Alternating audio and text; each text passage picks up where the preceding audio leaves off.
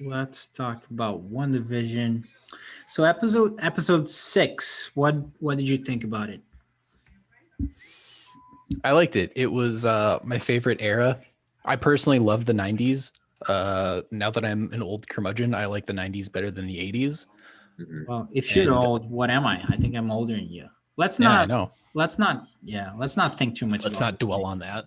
Yeah. I really liked it with just with like the vibe, and I think once again they absolutely nailed the aesthetic. Um, Was that Malcolm in the Middle? yeah, That very much it was. was Malcolm in the Middle, and that Oh, that was so right. great.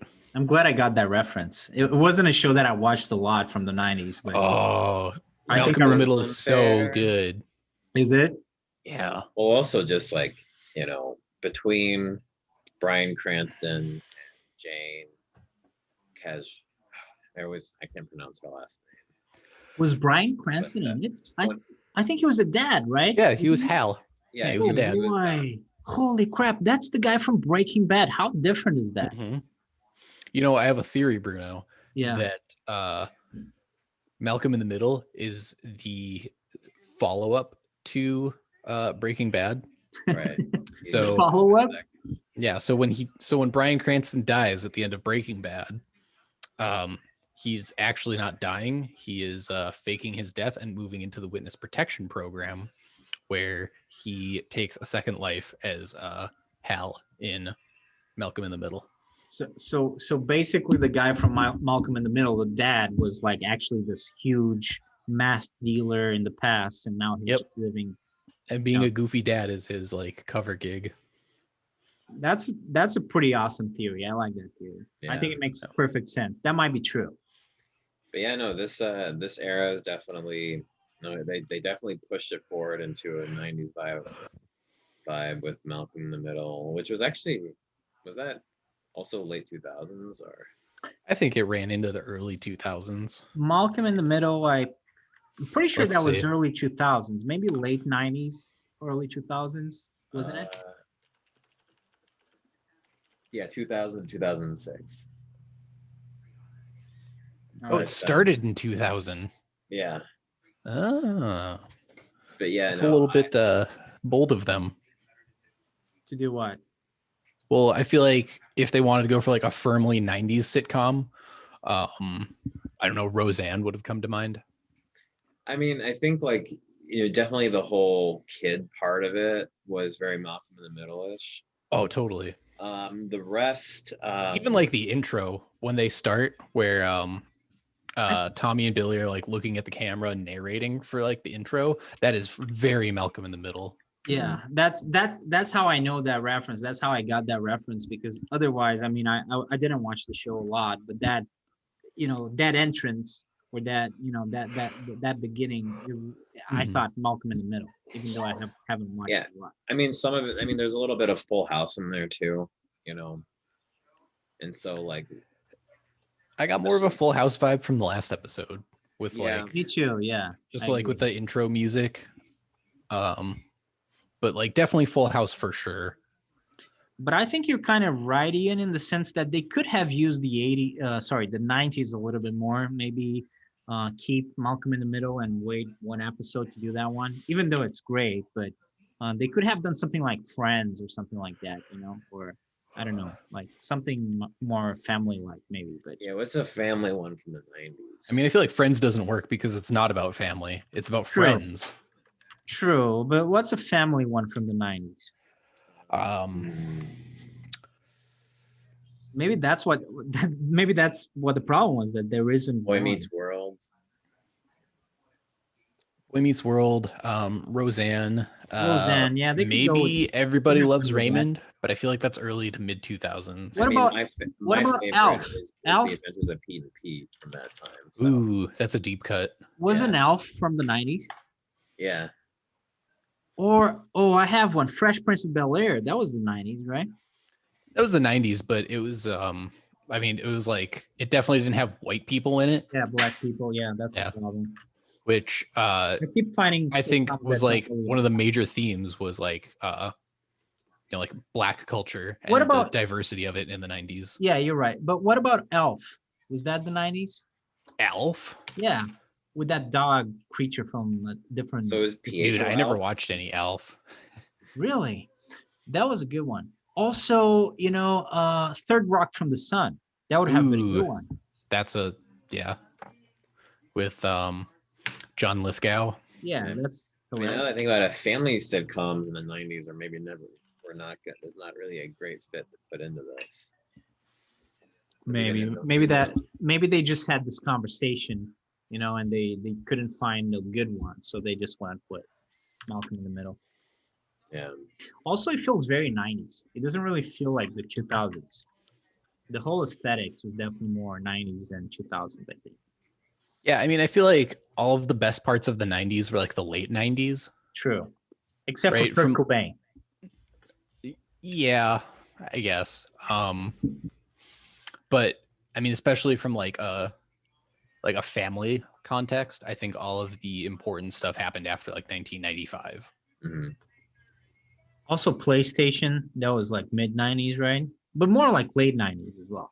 Yeah, I mean, like the 90s were definitely like the era where like consoles were firmly dead and like, or where arcades were dead and home consoles were like clearly the winner in that market. Yeah, and I said PlayStation, but that was more late 90s, so that's more something to your point as well. Yeah, I mean, it was kind of like a golden era of television. Like everybody had access to television and everybody loved the same shows. Like the economy was doing well, so it was just like, I think it was a much more fondly remembered era of American history.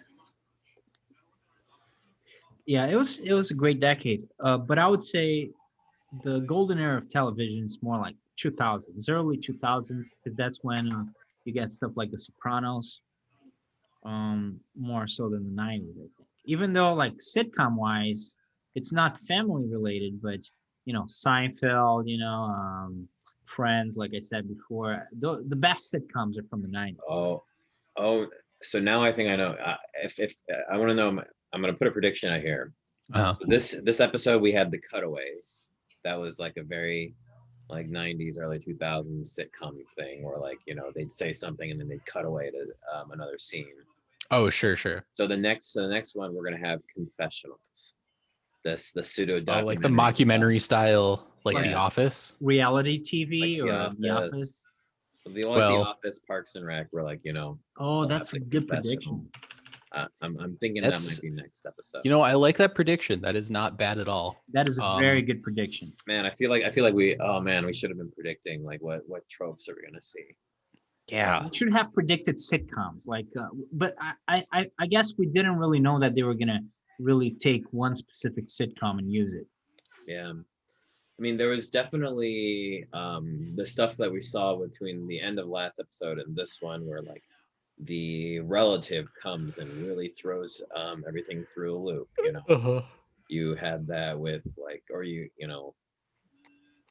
I think that was a big thing. Like, and it's usually someone's brother who comes. Yeah, I mean, it fits perfectly.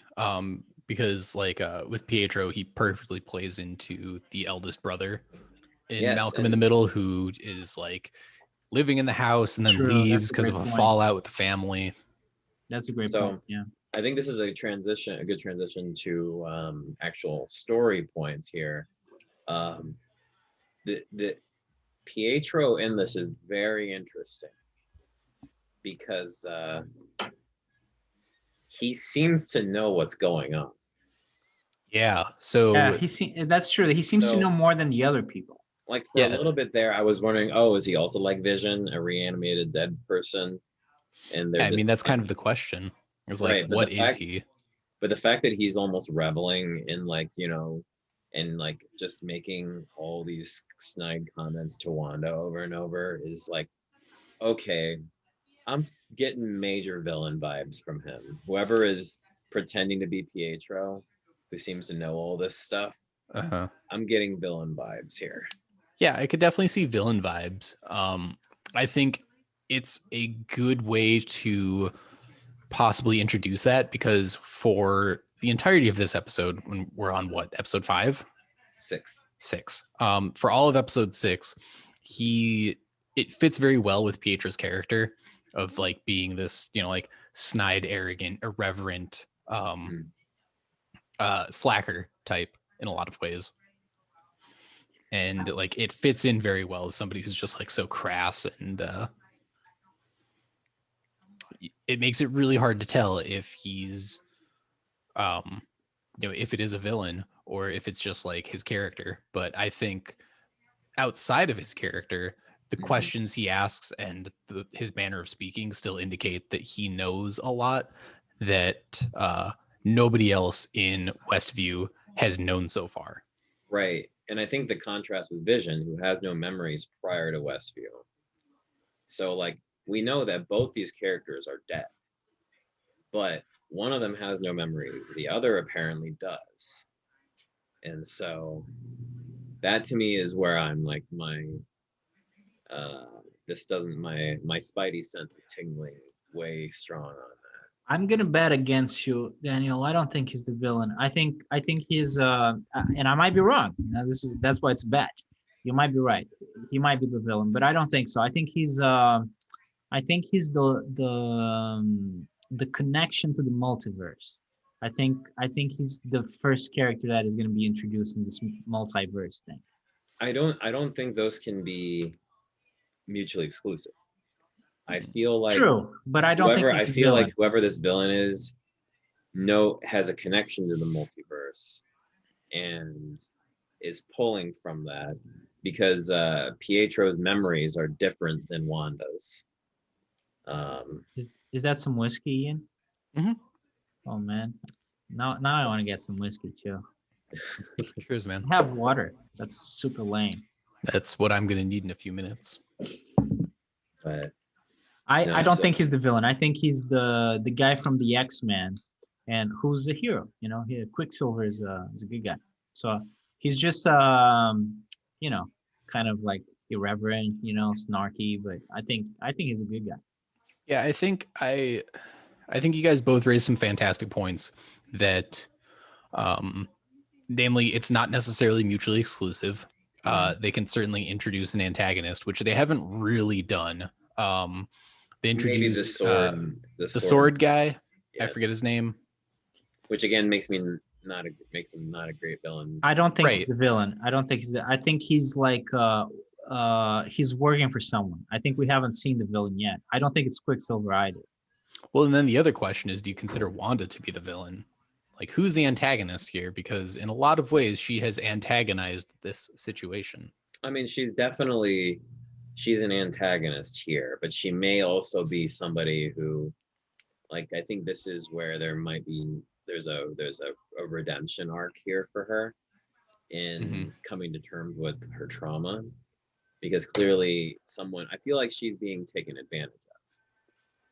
Okay. And someone is, to me, I mean, that's, so to like put like certain cards on the table here, if we actually go by stuff that has happened in the comics, there's several things here that lead me to be down for a certain villain. Basically, in the comics, there is a character known as Mephisto, who is in the Marvel universe sort of the equivalent of like the devil, but he has a very long history with Wanda. He is the reason why the twins, like her twins, exist in the comics. Like he basically, he's responsible for that. Is he the dad? No, he basically. That would be fucked up if they were the demon spawn, devil spawn. Basically, he makes her wish for kids come true. And so this is almost like. So she has a pact with the devil? Sort of, is how I remember it.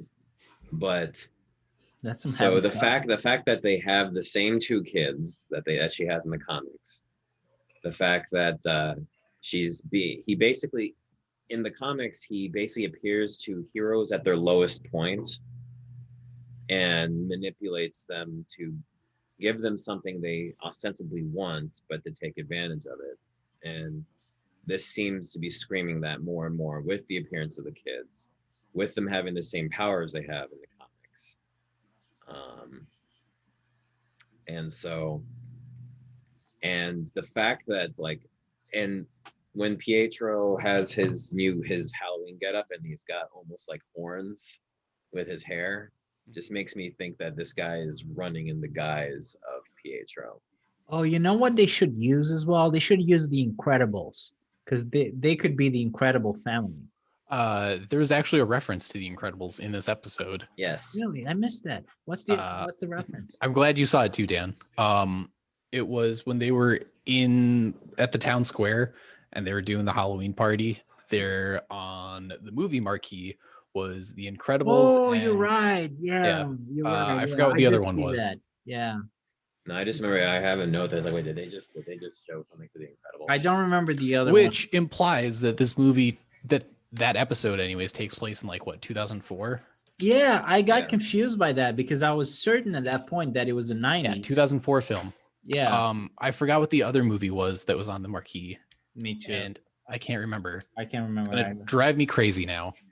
It is driving me crazy too. What was the other movie, man? Ah, I don't remember. that's upsetting.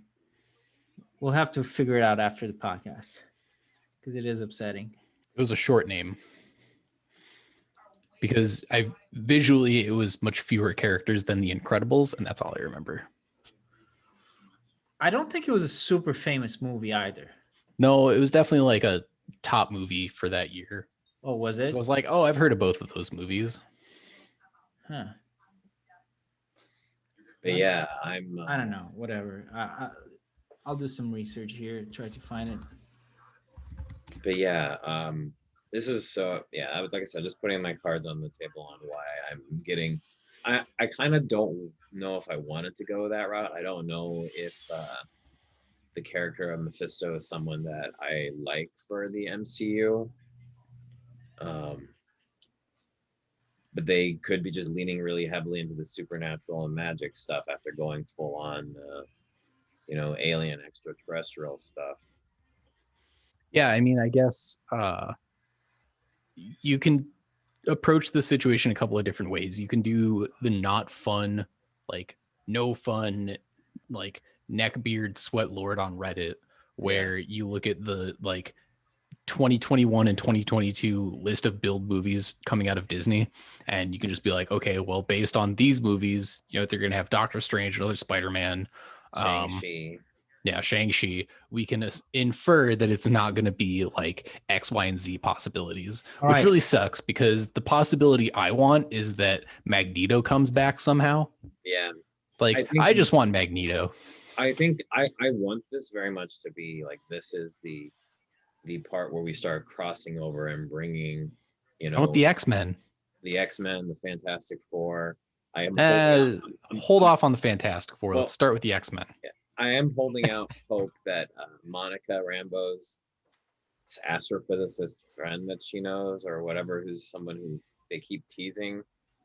I don't know why I have this sneaking suspicion that it's Reed Richards. But they've mentioned him. They mentioned somebody she knows twice, and I'm like, that's like a Chekhov's gun that like it's got to be something, or maybe they introduce a new character who they haven't yet. But like, it feels it's definitely got to be a Brainiac role, and there are only so many of those in the Marvel universe. All right. By the way, it's The Parent Trap, which is a 1988 movie. And I haven't seen that movie, so that's why I couldn't remember. Wait, there's like 4 different versions of The Parent Trap. Yeah, and I haven't seen any of them. I'm pretty sure. I've seen. Well, that would have been the Lindsay Lohan version. Yeah, I've seen it playing. I've canonical. seen it announced in Disney Plus. So they are leveraging those things because I saw it in the Disney Plus thing. Like that was one of the movies that they were featuring. So I think they're kind of like playing an inside joke, oh, we're going to have this in WandaVision and we're going to announce it or, feature it in the Disney Plus layout. So I think and maybe they did the same thing with The Incredibles, but I'm not sure. But I certainly saw them doing that with The Parent Trap, which I have. By the way, I'm exaggerating. There was only two versions of the movie. For some reason, I felt like this is one Yeah. they remade What a is it lot, like? Freaky What Friday. is it about? I haven't. I Parent have no Trap? idea what So, that movie is. So Lindsay Lohan plays two separate characters that are identical twins that get separated at birth, and Oh, each that one, one. yeah. Okay, yeah. And then they switch to try and get their parents back together. That was when her and her Lindsay. sister meet up. It's basically sister, the white version of the movie. Right. It's Lindsay Lohan when she wasn't a damaged individual. Yeah, Freaky Friday is the movie that has like 4 or 5 different versions. Freaky Friday. Yeah, That one I don't know either. that's the one where like a parent and their kid switch bodies. Oh, of course I know that one. Yeah. There's 5 different versions. There's like Yeah. So there's a body swap Well, trope, Shazam. and that's Shazam is sort of no, not really, not quite. no. We could do a whole episode on Shazam. I love that movie, but we should do a whole review of body swap movies. Yes. We should do that. Yeah, that's good. Oh man, you can go all the way like Face Off. There was Face Off. They're doing a remake of that movie, which is a terrible idea. There was the bromance body swap movie, the Change yeah. Up featuring who's the Deadpool guy, Ryan Reynolds, and the dad from Arrested Development. Is that? And in the movie, in order to like swap bodies, they're both drunk and they're peeing into a fountain and their streams cross, and that's what like swaps them. Oh, that sounds great. I should watch. Yeah, it's that movie. awful. It's great. No, it's awful. Did you guys know that Paul Rudd isn't Paul Rudd the guy that plays Ant-Man? Yeah. That guy is in Friends. That guy's like Phoebe's boyfriend in Friends. And I was watching Friends the other day, and I totally forgot it was him. Deeper cut, go all the way back to Clueless. He was the boy in Clueless. Never seen Clueless. Never heard of it. Never seen Clueless. You wait, really? I'm clueless. I'm clueless. Wow. We're both clueless, man. And you know what started it, Dan? I was thinking about Paul Rudd. He looks like you, man, or you look like him. You both look like each other, don't you think, Ian? Hold up a minute. Let me. It says Paul Rudd. You definitely look like Paul Paul Rudd. Rudd looks at like 50, the same age that he does. He was like 20. Paul Rudd definitely has a baby face. That's for sure. I think they look very similar. Paul Rudd looks like the kind of guy who smokes pot but has like a 6-figure salary. That's just like Dan. It's exactly like Dan. Let me I'm gonna get Dan fired. No. Yeah, That's fine. Like if I met Paul Rudd, like if I walked into a new job and I was like, "Hey, Paul, like nice to meet you. I'm Ian." He's like, "Hey, man," and then like I realized like 2 weeks later he smokes like an ounce of weed a month. Yeah. I'd be like, "How are you my supervisor's boss?" That Like that's the face that Paul Rudd gives off to me. I'm totally joking, guys. Don't fire Dan, please. I would feel very bad. Dan has the same face, but looks like he needs a little bit of a nap sometimes. Oh yeah, I'm perpetually that way. I average 5 hours of sleep. But I he guess definitely looks like Paul to your Rudd. credit, like you're not totally off basis there, Bruno. No, I'm not. I think they look the same. Well, not the same, but If I met Paul Rudd and similar. Dan introduced him to me as like your Brother. dad, I'd be like, damn, all right. Yeah, for sure. Yeah, there's an interesting history with him in Missouri actually, because he's like him and Paul and John Hamm have a weird little rivalry going between Kansas City and St. Louis, because John Hamm, Kansas City is St. Louis, and Paul He's the Madman guy, right? Yeah. But regardless, though, I'm curious to see if actually, because Jimmy Woo, the character from this, is actually from the Ant-Man movies, who I very much appreciate in this show. But it'd be interesting if we get a Paul Rudd cameo in here from him. Where's that girl from? The girl, the Thor girl? movies. Yeah, like is she in something else? She Oh, looks widely familiar. The and I goth just- GF. She was in The 40-Year-Old Virgin. And Oh, I've seen that movie as well. She was Like, the daughter. Yeah, she was the daughter of the guy that Steve Carell was dating, and that was like the Right. first time I ever saw her in like a movie. Well, there you go. She had a I've seen her in show on stuff. CBS for a Oh, while. Two Broke Girls. Yeah. I don't know how I remember that. And I don't think I've seen that. I can't tell you her name. Kat Dennings. Kat And Dennings. I also can't figure out, is she good looking or not? Yeah, definitely. Is she? Sure, absolutely. I would agree.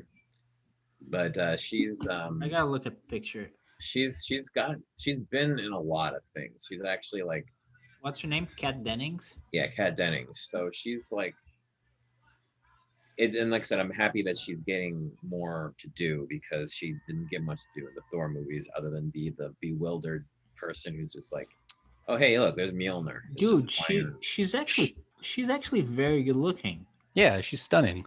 Yeah, like they make her ugly in that show. Well, that's the idea that if you're a PhD student and you're supposed to. I wonder if that's on purpose, because I mean, she's like, She definitely has the She's incredible. archetype of like the overqualified, underpaid millennial. Yeah, she plays that well. She plays that very well. And no, I appreciate her in this, and I think the glasses messed her up. I'm gonna be very curious to see what happens now that she's in the hex. Which, if we're gonna talk about people going in between the hexes, they're definitely setting up Monica Rambeau's superhero stuff with now the fact that her body is apparently forever changed from going in and out of the hex. Oh, is that what that was? I'm guessing that this Oh. is teasing that she's going to. What superhero is she? Well, at one point she was Captain Marvel, Really? but I think they're gonna go more with her. Like, she had this bioluminescence power that was like more of her trademark. Wasn't Captain Marvel a man at some point? Wasn't that like in different comic book? different? That was actually, so the character of Shazam. Oh yeah, Shazam was Captain Marvel, right? And he had to shit. I just know that, like, I mean, for a while he was actually the most popular comic series. DC changed the name so people wouldn't, because it was too confusing, right? DC didn't change the name. Basically, they had to change the name on their own because it wasn't part of DC at that point. DC only acquired them much later when they bought that comic. Oh, they didn't have that was a different comic? Yeah, I forget who had. I didn't know. I didn't even know that they acquired but it makes sense though. Yeah, he was from Fawcett Comics. Yeah. Fawcett Comics. So yeah. And then DC acquired them, and there was a whole legal dispute because of him being sort of a copyright infringement on Superman. Superman. Yeah, I mean, I can see that. Natalie Portman was in Thor. Yeah. Man, I can't believe she was Jane Foster. You don't remember that, man? Thor came out 10 years ago. That's true. So get this. That's true. The next Thor movie is they're going to do Mighty Thor, which means she's going to be Thor. Thor powers. She's going to be Thor, right? Which is I want Beta Ray Bill. Yes, he's coming to the MCU. Oh! But I think he's going to be in. I think he's going to be in the Guardians of the Galaxy movie. Who is? That's because fine. That's where Thor will be. Beta Ray Bill. Who's that? Oh my gosh. Okay.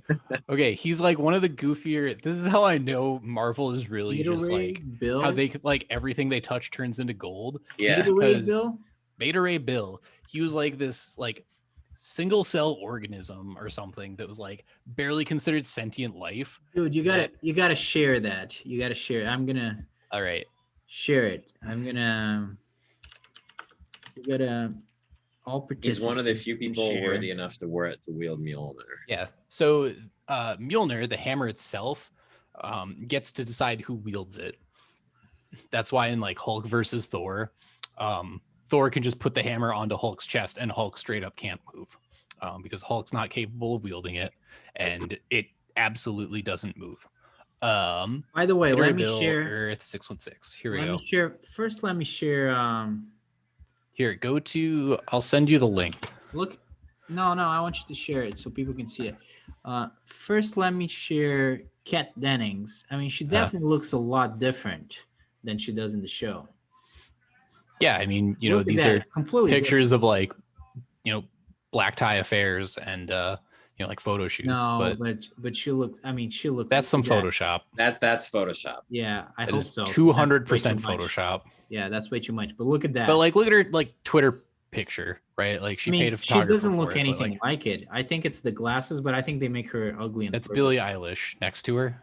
Yeah. Yeah. No, like the Twitter picture in the middle. But look at that. I mean, she's. I mean, it's a very different thing.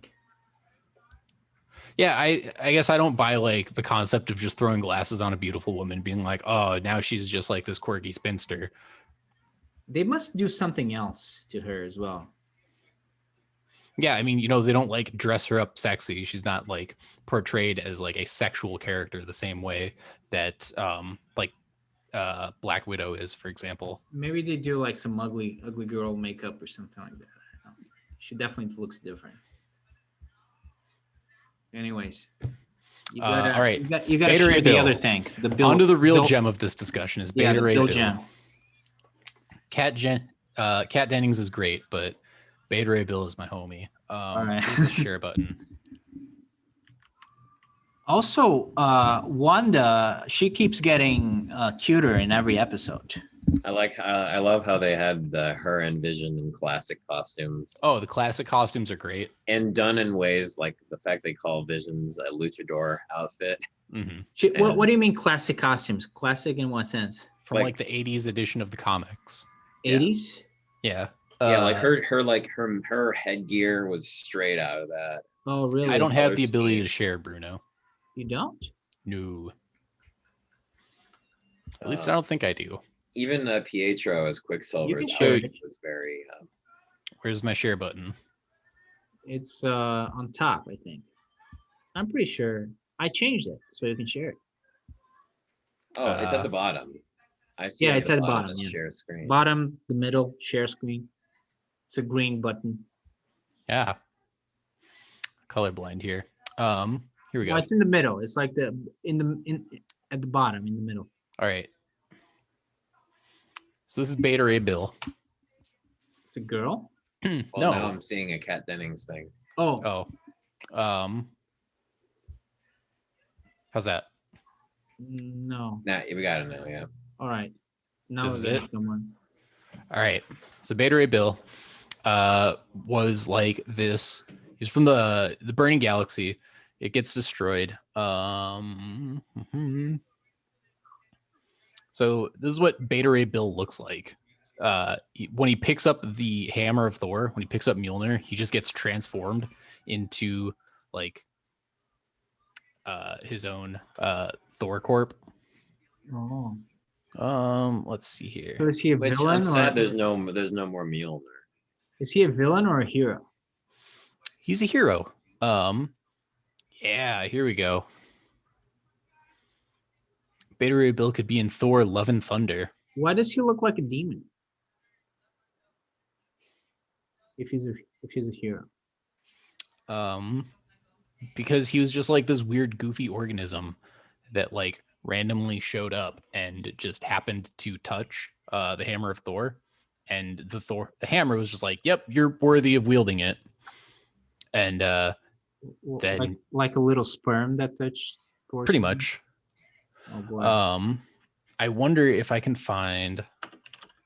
So Matt Damon has been cast in an undisclosed role for Thor: Love and Thunder.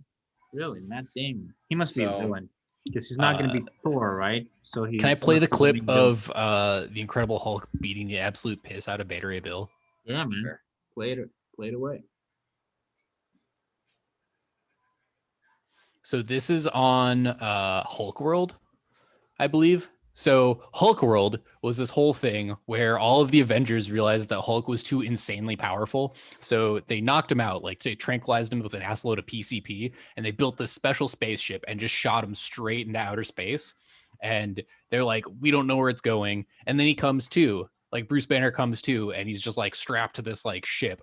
And there's this message playing from Captain America saying like, you know, we're sending you out into the space. You're too dangerous for Earth, Cap, or for Earth, Bruce. And he ends up on this planet, which is like this gladiator planet, and like the civilization just enslaves Hulk and like puts him in this stadium where he has to fucking battle all the time. It's like Thor Ragnarok. Actually, yeah, they used part of the Planet Hulk storyline with With Ragnarok. yeah. That's the best part of the movie. But they should do a movie just about that, Planet Hulk. They can. And they should do Better Ray Bill. I don't think they own the licensing. Universal. Yeah, I don't think Universal will not allow a solo Hulk movie to be made by Marvel. Why don't they just sell the license and be done with it? Give them $1 billion so they can. Because they want to get bought out by Disney. Give them like $500 million. It's good deal for both parties. Disney will just buy him out in a couple of years to make another Hulk movie. Yeah, they'll keep buying studios. So yeah, this is Beta Ray Bill. I could be a little out of date on the Thor lore. Yeah, no, I mean, you're not wrong. Honestly, like, it's just exciting that they're planning to use him in Thor: Love and Thunder, and the fact that the only actor who they haven't said what his role is Matt Damon makes me wonder if he's going to be Beta Ray Bill. Oh, that would be cool. He kind of looks like Matt Damon. If Matt Damon is having a bad day. Yeah, man, you know, I always looked at Matt Damon and said to myself, he looks like a muscly seahorse. Yeah. I was totally kidding. He doesn't look like Matt Damon. Matt Damon's a handsome guy. Yeah, I'm trying to see like who they have confirmed for that movie because it comes out next year, and I don't know. I'm excited for that one. That's I a really pretty cool enjoyed clip. Thor Ragnarok. I felt like that one sort of redeemed the movies that they'd done with Thor up until then. Oh man, I love the Thor movies, man.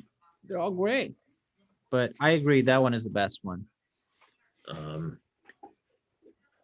I don't know. I do like the first one. I thought that was a really cool movie. The first one was well made enough, and it was better than it needed to be, is what I say. Like the second one, I just find to be boring.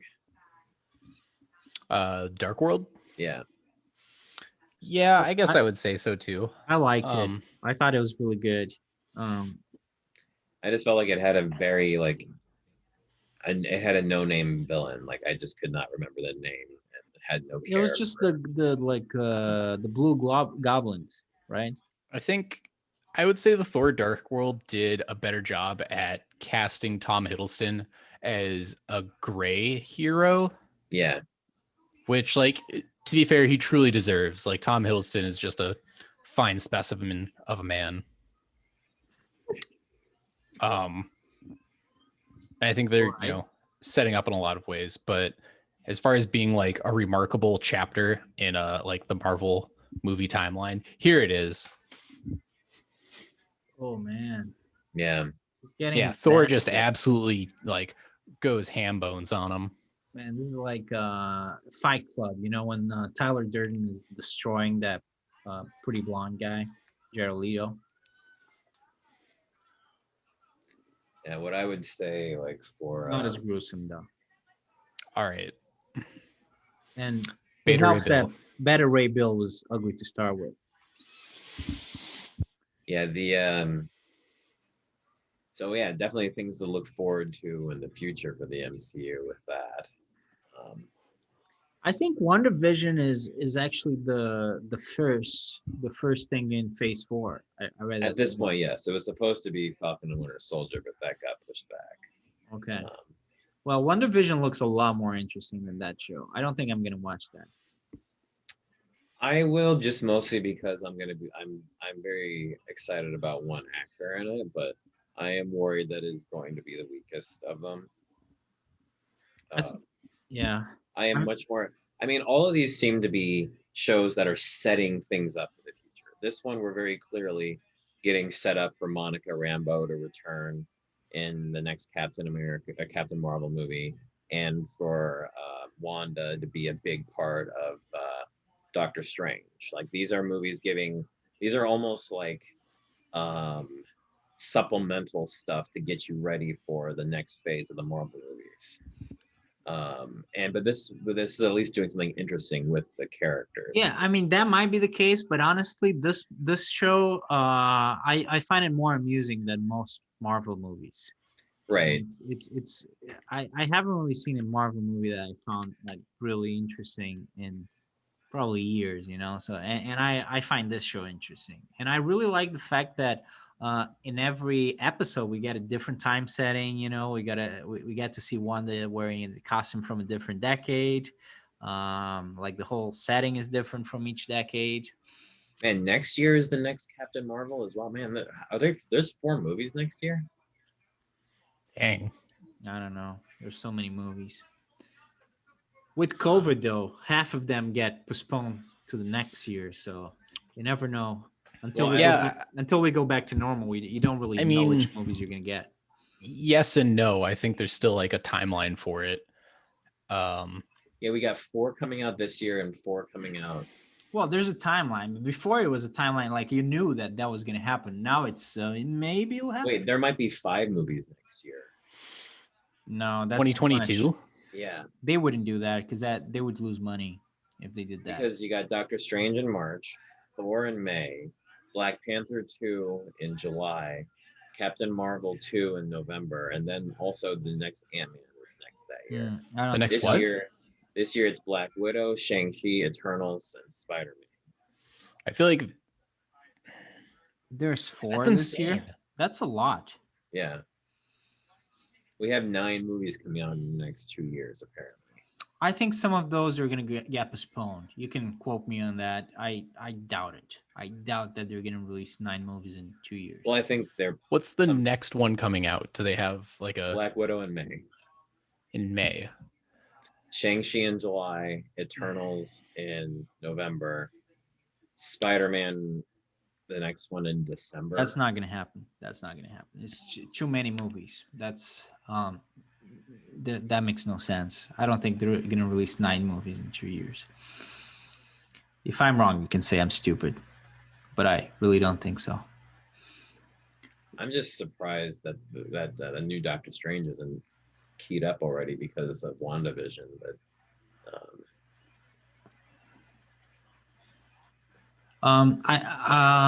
I like the Halloween setting as well. That was fun. It's oh yeah, classic. Hmm. Was it good? It Yeah. allowed you to have the costumes. yeah, I mean, who doesn't love Halloween like episodes? true. Yeah, Halloween is just the best holiday in general. that's true. I do like Christmas. Christmas is cool as well, but Halloween. I'm over Christmas now. I mean, Christmas movies. I watch Christmas movies every year. This year, I watched all 3 Home Alone movies, which I have seen already. Yeah, me too. I don't know how many times. So many. I watched it for the Gosh. Donald Trump cameo. Donald Trump cameo. Oh, recently he resigned from the Actors Guild or whatever it is, the Actors Association. Donald Sounds- Trump was in the Actors Guild. Yeah, Yeah. it's very Because he silly. acted, Like because he was in the movie. like who even knew that he was in that thing? And he just needs some attention. I always remember that because that's my favorite Home Alone. I like Home Alone in New York more than the original. Oh, really? Yeah. I feel like the original is really good, and Home Alone 2 is just like a shot-for-shot remake, but Yeah. in New York City of the Sure. first one. That's I exactly what like it New is. York. And I mean, so- I like New York also, but I like both. I think the first one is the classic one. You know, it's set in Well, no, Chicago. I do like kind of both like- movies. I just, for some reason, as a kid, I always preferred the one in New York. No, but the one in New York is really good. The I thing think that is, I think that one feels more aspirational because Well, Sure. the thing moving is, up to the big city. in my Yeah. case, I always watch the first one first. So the second one is like Ian saying, you know, it's pretty much a shot Prashant remake. So it feels a little bit repetitive because I usually watch them back to back. And as a kid, when I watched them, I didn't care when something was that repetitive. Now I get bored very easily, I still watch them though. I which is love why watching those movies. actually I've been enjoying WandaVision because it has been giving me something new, and the fact that it's giving me something to talk about, like, and speculate on. It's been a while since I've had a show that I've really been able to spend time, thinking what are they going to do next and where is it going to go. So I guess in that vein, how do you feel about the episodic release versus a Netflix style release where they put up the entire season at once and then you can binge it? If one of my best friends is watching this, he's going to be posting right now that he absolutely hates that he can't binge it. Mhm. And I've argued with him about this, and he will argue with me. It's like, well, you could just watch one episode a week. I want to watch it all at once. And I feel like this show, What's your opinion? I feel like this show benefits because people can have a conversation about what's happening within the show. Yeah. I think they're taking advantage of that by making and I think the show's episodic nature, the way it's dealt with everything, while it does have a long running story, there is basically a monster of the week situation, which is era of the week almost. Mhm. And Sure. that it's The problem with that is that you run out of eras. That's what happened right. to Well, that's why X-Men. it's a limited series. It's only going to have one True. season. Yeah. But they already ran out of eras pretty much. They only have maybe the early 2000s or the late 2000s. Well, I Right, but imagine how many we're gonna episodes are get. left? Well, Uh, there's They still have apparently- three left. because there's 9 episodes total, I think. Yeah. So basically, they so- have 2 episodes that they can't do the era gimmick anymore. Well, unfortunately. it's possible that like you have one more era and then you have a penultimate where something huge happens and then the finale won't be really based in anything. Well, that's probably what's gonna happen. Yeah. Yeah. But that's kind of my favorite part of the show, actually. That you get to see the different era. But Yeah, it is I'm what going it to be is. I think if they were going to release it through, then you might see more like shifts of eras within shows, because I think this is plainly built to be at like weekly. I know Yeah, people and- will want to binge it, but I think they're really playing on that you're going to want to talk about things every week. I mean, the cliffhanger from the previous episode on Pietro, like that was meant to be a week long, whoa, what is he? Yeah. Yeah, I don't I really don't like the Netflix model. I mean, I like Netflix, but the fact that you have to watch all episodes in one go. Well, I mean, you don't um, have to. It's just that Well, I mean, you have to have them available, right? Well, Um, I think so. There is an issue. I feel when somebody can binge it and you can't, and you want to be part of the zeitgeist of it, like, of the moment, right, you have but- to watch all of them. to watch it all right away. Yeah.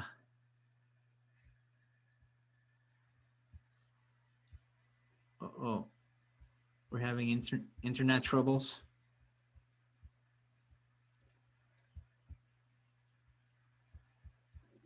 Because something happened to my internet, I guess. Oh, okay. But it's probably a good time to end it. But I think that's a good question to end it with. I mean, personally, I do like I love the fact that it's. I don't know if I would even watch a lot of these Disney Plus shows if it was just like a Netflix show, because there are so many shows out there. Like on Netflix, like it's overwhelming. You have to watch 10 hours of this. Mhm. I mean, that's way too much. I mean, I appreciated the Netflix stuff when it's like that for, where it's more of a continuing story every episode. I feel like I appreciate it more for the Netflix animated stuff. Mhm. Between their comedies like BoJack Horseman and Big Mouth to She-Ra, which is just like a fantastic quick animated watch with multiple episodes that I mean, hell, we got like 5 seasons of that in 2 years, so that was a different thing. Right. And Disney is just really they're copying HBO's model, because HBO had HBO Now for a number of years, and now they have HBO Max, and HBO has always been, and it continues to be, one episode a week. And I think that works a lot better. That's my opinion. I mean, I like it a lot better that way. I feel like television is meant to be consumed in small bits, Yeah. as always has been, and we definitely have had a influx of shows where you got everything at once, and people learn to appreciate that because you could watch things in your own time. But I also ended up missing that weekly sort of like intense follow of something I really enjoyed. You know, Amazon's doing the same thing. They recently did that with the most recent season of The Expanse, and I like that, like, I can sit down, I can watch the episode, and people can be reacting like to, oh my god, this happened, Whereas if you go online and on a show you can binge watch, it's people reacting to something, you could be worried you're gonna be spoiled about the end. Yeah. Right. And also, I mean, it takes away a lot of the buildup of Yeah. these episodes. Like you have an episode like this episode. This episode would probably be inconsequential to a certain extent. If we had the next one. Because Right. yeah, I mean, it's just a little part of it. But when you have to wait a whole week, now we're gonna, the questions are, what's gonna happen with now that the hex is being expended. What's gonna happen to Vision. What decade we're gonna get Darcy is next, now in the if we're hex gonna as still well. gonna That's Right. get this interesting. this decade thing. I mean, who's behind it? I mean, there's all these questions that we can ask after each episode that we probably wouldn't be asking these questions if we just saw everything at once. It's just, Yeah. it's Yeah, not and I the mean, same thing.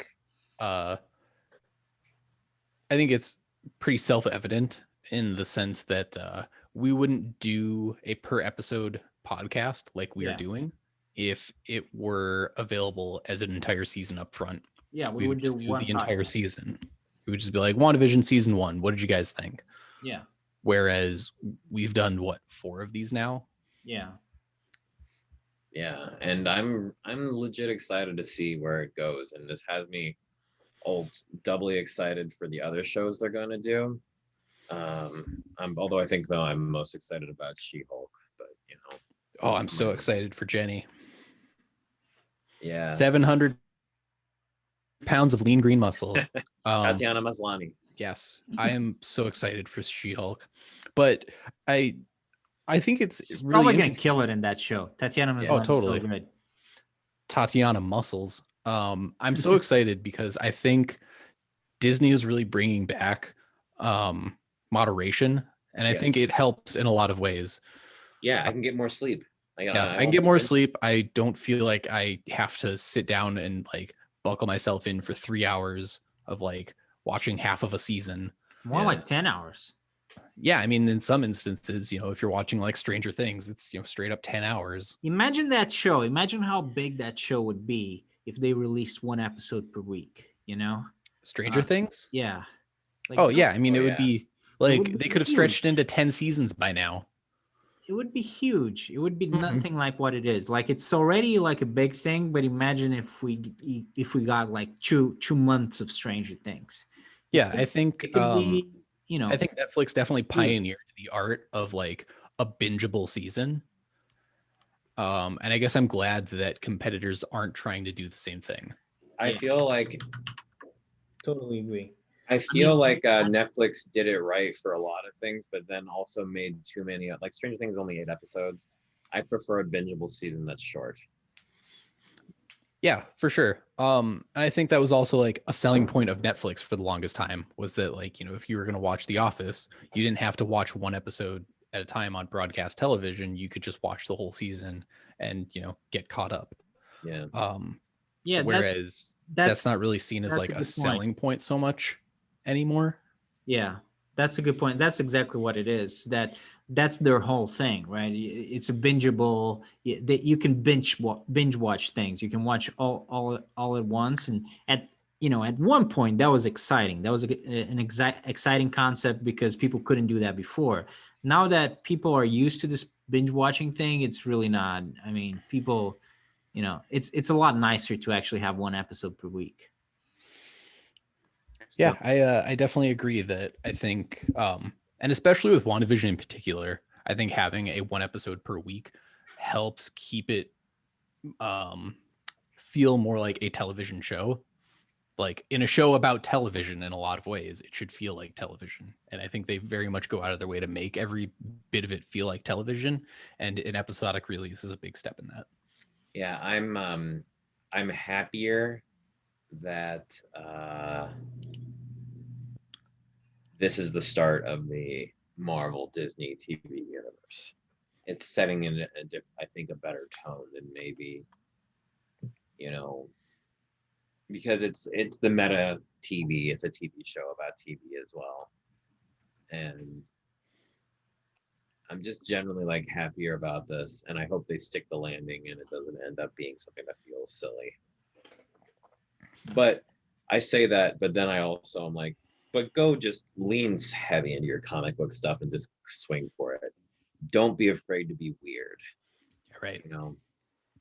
Sometimes the over sanitized version of things is just like, it's just somebody trying to swing to hit a single and ends up foul tipping out, to use a baseball metaphor. Yeah, I mean, I think the over sanitized version gives it a broad appeal, but no niche love. Yeah. Whereas I think this show has really foregone the efforts to appeal to everybody by very much sticking to its own thing, and I appreciate that, and I would like to see a lot more of that with Marvel going forward. And I would be willing to wager that they know that they can't continue to make broadly appealing movies anymore that like everybody is willing to go see. I think they realize that they're going to have to pick more of a niche theme, especially with phase 4, where they're going to start rolling out some secondary superheroes, right? We've heard rumors of like a Squirrel Girl movie for the longest time. Right. She-Hulk getting love now is great. Like these are all superheroes that like people know of, but like, only a handful of people are really like, man, I love that character. Yeah, and like you're gonna get the Hawkeye daughter TV series, like that's right. And I think the mainstream that would have otherwise been appealed to is going to go into it with a different lens, and they're going to appreciate it for its ability to be a love letter to the diehard fans. Mm-hmm. all right. I have a parting thought that will be, it's a deep cut. I don't think is going to be, but it ties to the X-Men. That if they surprise me and make the villain be Mojo, I would laugh and enjoy it so much. Mojo is a villain who's basically an interdimensional watch. It basically messes with people of other dimensions as a form of his own television entertainment. And I'm like, if that's a way to be meta about this while bringing in a big time X-Men villain, that'd be pretty sick, honestly. Yeah, Sounds like that would be a good choice. Something that hit me that I was like, oh man, we're talking about a TV show about a TV show. You gave us some really good predictions today, Dan. We'll next week we'll see if you got some of those right. Yeah. We're going to be calling you Nostradaniel. No, Nostradaniel. I need a mustache. All right. Well, I'm gonna stop recording. Thanks for watching, potential viewers. Right now I think we have one person watching us live. Nice, dude. That might be me watching us, so I don't know if that really counts. I don't know if it's me or not, but in any case, some people will probably watch this at some point. If you do make it this far, please subscribe to whatever channel you're watching this on. So thanks for watching.